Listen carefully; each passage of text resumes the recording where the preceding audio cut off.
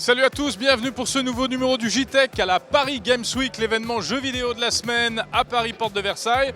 Mais c'est l'actualité high-tech qui, comme chaque semaine, prend ses droits. Cette semaine, on parle de cette fameuse Paris Games Week édition 2016 avec nos spécialistes.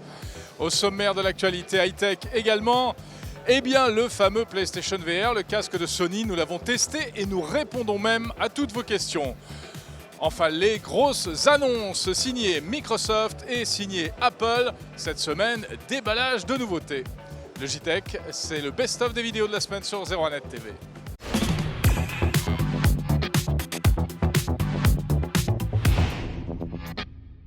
La Paris Games Week, on est au cœur, là on est au Hall 3. Ouais. On voit le monde qu'il y a, c'est monstrueux. Plus de 300 000 spectateurs, enfin de visiteurs l'année dernière. On va sans doute battre ce record. C'est encore un énorme succès cette année. Oui, c'est un énorme succès et en plus les organisateurs de l'événement, dont le CEL, le syndicat des jeux vidéo, fait partie, a vu grand cette année parce qu'il y a 3 halls. Il y en a un, donc le hall 1 qui est, on va dire, consacré aux gros studios, grosses sorties. Avec les consoles. Voilà, avec les consoles. Le hall 2 qui est plus consacré aux enfants, mais pas que pour les petits jeux, etc. Il y a aussi tout un programme pédagogique, éducatif, etc. autour des jeux vidéo.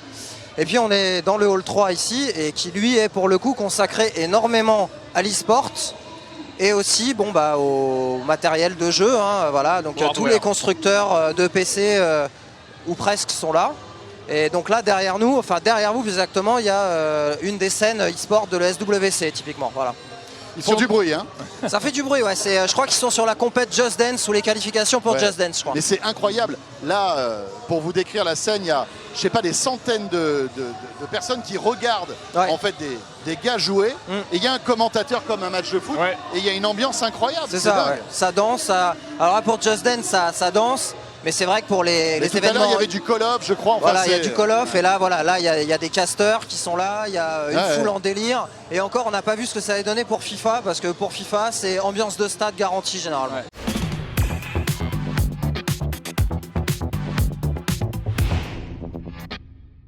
Alors cette Paris Games Week 2016 est bien sûr placée sous le signe de la réalité virtuelle. Regardez, ici on essaye tous les casques actuellement sur le marché. Et nous, à 01net TV, nous avons testé le produit vedette de cette semaine, le PlayStation VR qui vient de sortir. Qu'est-ce que je dois faire? Oh, mais quel idiote! Ah, mais là, c'est mieux, là! Et bien sûr. Vous nous l'avez demandé à corps et à cri, et bien le voilà, le test de ce fameux PlayStation VR. Vous savez, ce nouveau masque de réalité virtuelle de PlayStation, oui, en effet. Et puis vous avez été très nombreux à nous poser des questions aussi avec le hashtag Ask01.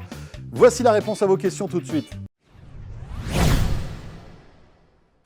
Et la première question, c'est Bulldozer qui nous la pose, François. Il demande, il y a combien de câbles en tout dans ce bazar? Eh bien dans ce bazar, comme tu dis, il y en a du câble, Jérôme. Il y a du câble partout dans la maison, c'est ça qui est génial. Déjà, bon, il faut brancher la PlayStation, ça c'est sûr.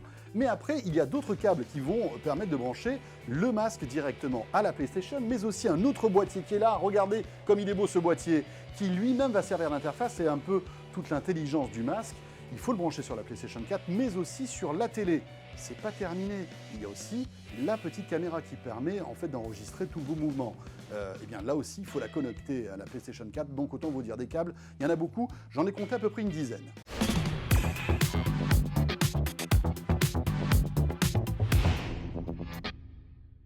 Le salon du jeu vidéo Paris Games Week, c'est aussi ça, des peluches qui vont avec tous les univers de jeux vidéo. Je vais rapporter cette jolie peluche bleue à François Sorel, je pense. Mais en tout cas, l'actualité cette semaine, c'était de l'autre côté de l'Atlantique également, avec les grosses annonces matérielles de Microsoft et d'Apple. Le géant de Seattle a présenté des nouveautés concernant Windows 10, mais aussi 2 nouveautés majeures en termes de hardware. Avec, pour commencer, la mise à jour du Surface Book, cet ordinateur qui était sorti l'année dernière et qui nous avait enthousiasmé, même si c'est vrai, après on avait été un petit peu déçus après coup. Mais la grosse nouveauté de cette conférence de presse signée Microsoft, c'est le Surface Studio. Alors tous ceux qui diront que ça ressemble à un iMac sous Windows n'ont pas tout à fait tort. C'est vrai que cet appareil est un ordinateur donc doté d'un grand écran de 28 pouces avec 32 Go de mémoire à l'intérieur, d'un disque dur hybride de 2 Tera. Et en fait, la particularité de cet appareil, c'est son écran tactile qui est ultra fin, seulement 12,5 mm d'épaisseur.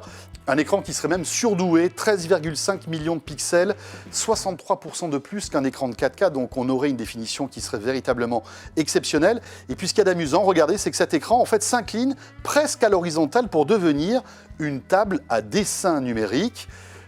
Cet appareil eh bien, aura aussi, on va dire, un écosystème d'accessoires assez étonnant, comme par exemple cette molette qui est baptisée Surface Dial et qui va véritablement permettre aux designers, aux graphistes, aux dessinateurs d'aller véritablement très très loin dans la créativité.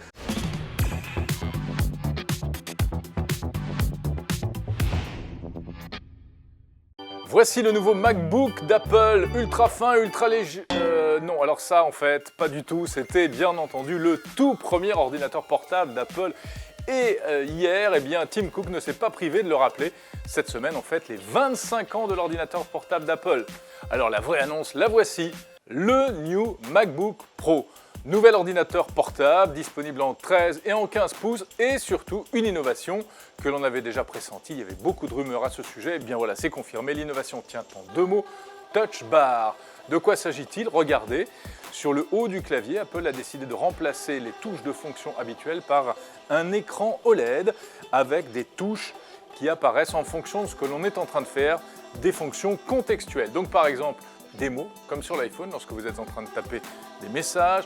On peut également sélectionner une police de caractères, une couleur, des emojis. Cette touch bar apportera également des fonctions supplémentaires, là encore contextuelles, pour des applications comme photo, pour travailler sur des images, pour la vidéo, le montage avec Final Cut Pro. On voit ici défiler la timeline de la vidéo, ou encore pour la musique avec GarageBand.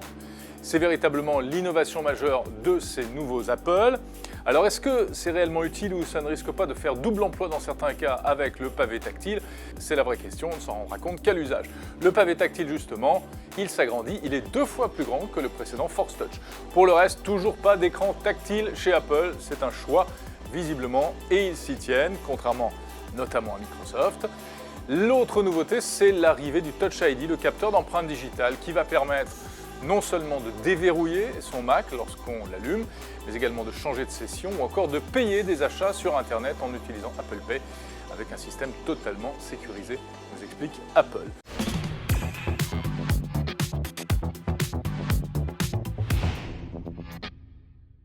Un JTech sans voiture connectée, ce ne serait pas tout à fait un JTech. Et bien ça tombe bien, car l'actu en voiture connectée cette semaine, c'est ce véhicule étonnant qui va nous arriver très prochainement de Chine. Bienvenue sur 01net TV, nous sommes aujourd'hui à Berlin pour une annonce. Depuis quelques semaines, en fait, les journalistes de la presse auto reçoivent un mail un petit peu bizarre avec une calandre de voiture. La voici aujourd'hui dévoilée. Il s'agit de la Lynk & Co 01, une toute nouvelle marque automobile qui sera lancée d'ici 2017. On va essayer de vous en dire un petit peu plus sur ce qui est aujourd'hui qu'un concept car.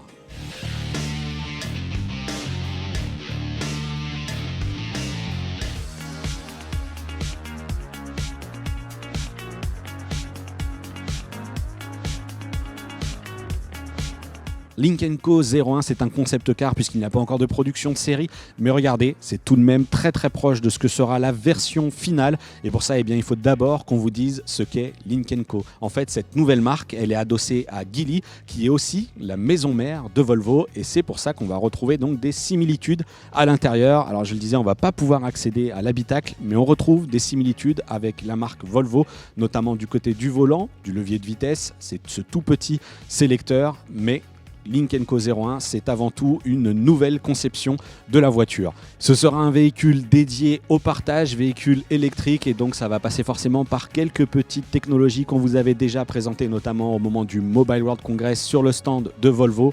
En partenariat avec Ericsson, les deux constructeurs présentaient un système de clés numériques. Et bien c'est quelque chose que l'on retrouvera ici sur 01 de Lynk & Co. La possibilité, depuis son téléphone, de créer des clés numériques pour partager avec ses proches, ses voisins. Ça, c'est la volonté forte pour Lynk & Co. Créer une plateforme de partage de véhicules.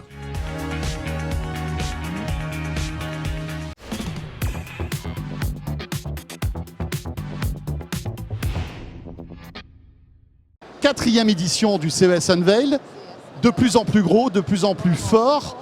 La France est un pays incontournable dans le monde des nouvelles technologies, on a l'impression. Yes, Oui. Nous sommes tellement ravis. Cet événement a grandi d'année en année. On est à Paris, en France, et le pays a vu de plus en plus d'innovation, a fait preuve de plus en plus d'innovation et d'enthousiasme. Ici, à Paris et à Las Vegas, pour les deux événements. Okay. Et quels seront les... Alors évidemment, la question qu'on a envie de vous poser, c'est que va-t-il se passer cette année au CES de Las Vegas? Il y a beaucoup de technologies nouvelles qui seront exposées. Ça sera une vitrine pour elles cette année. En fait, l'un des nouveaux domaines que nous avons annoncé aujourd'hui, c'est Sleep Tech pour le sommeil, la technologie du sommeil. Combien d'acteurs français allez-vous recenser pour ce CES 2017? En fait, le nombre d'exposants français grandit d'année en année, donc il y aura plusieurs milliers, je pense, et plus que 200 sociétés qui viennent de France qui se sont déjà inscrites. L'an dernier, la France était l'une des délégations les plus importantes. Vous pensez que ce sera le cas également cette année? Oui, il y avait plus de 2000 visiteurs français et 200 sociétés l'année dernière et nous attendons à beaucoup plus cette année parce qu'il y a déjà plus de 200 exposants qui se sont inscrits déjà et il y a beaucoup d'intérêt en France. Il y a beaucoup de vols maintenant directs de Paris à Las Vegas et il y a beaucoup d'innovations aussi. Nous avons annoncé même aujourd'hui des sociétés françaises ont gagné des prix, un nombre record de prix pour leurs produits. Alors Gary, vous avez eu un petit coup de cœur pour une innovation française. Vous l'avez d'ailleurs accroché à votre costume. Un petit badge électronique. Vous le garderez pour le CES? Vous l'aurez au CES? Est-ce que nous allons garder les badges électroniques? Voilà, ce badge ici, c'est un badge magnifique qui vient de start-up financé par la Poste. C'est très impressionnant et je voudrais le porter pendant au moins une partie de CES. On sait que la France est très impliquée dans l'IoT. Hein. Vous étiez il y a quelques jours, je crois, à Angers, où il y a maintenant une maison des startups consacrées aux objets connectés. Vous pensez que c'est une tendance qui va continuer?